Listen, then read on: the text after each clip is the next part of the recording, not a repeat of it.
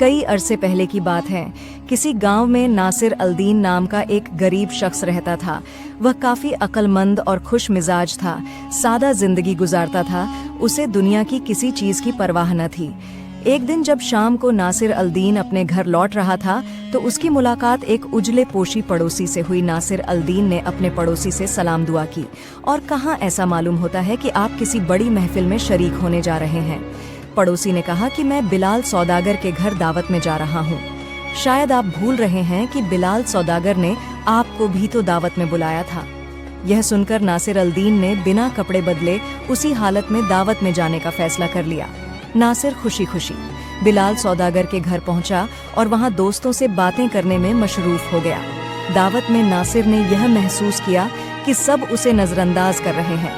यहाँ तक कि खाना खाते वक्त भी उसके दोस्तों और मेजबान बिलाल सौदागर ने उस पर कोई खास तवज्जो न दी। नासिर को ये बात नागवार गुजरी, लेकिन जब उसने अपने कपड़ों पर नजर डाली तो ये महसूस किया कि वाकई उसके कपड़े उसके दोस्तों के कपड़ों के मुकाबले में काफी मामूली थे।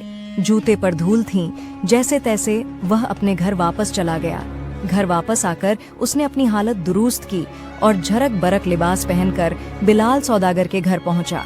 सौदागर और उसके बाकी दोस्त उसे देखते रह गए। सौदागर ने नासिर का बहुत अच्छे से इस्तकबाल किया और खूब खातिरदारी की। खाने के दौरान नासिर अल्दीन ने गोश्त की बोटी अपने मुंह में रखने के बजाय अपनी शेरवानी की जेल में डाल ली और दूसरी बोटी अपनी आस्तीन में। बिलाल सौदागर को नासिर की यह अजीब व गरीब हरकत नागवार गुजरी। यह बदतमीजी मुझे बिल्कुल भी नहीं पसंद।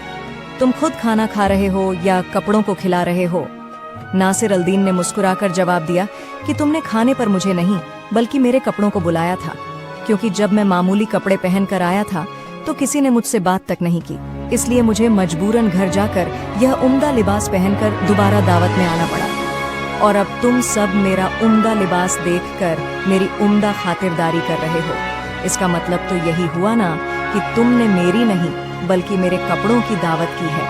और अब जब मैं खुद खाना नहीं खाकर कपड़ों को खिला रहा हूँ तो तुम सबको मेरी यह हरकत नागवार क्यों गुजर रही है? मैं तो अब भी पहले जैसा ही हूँ, तो तुम सब ने उस वक्त मेरी कदर और मेहमान नवाजी क्यों नहीं की?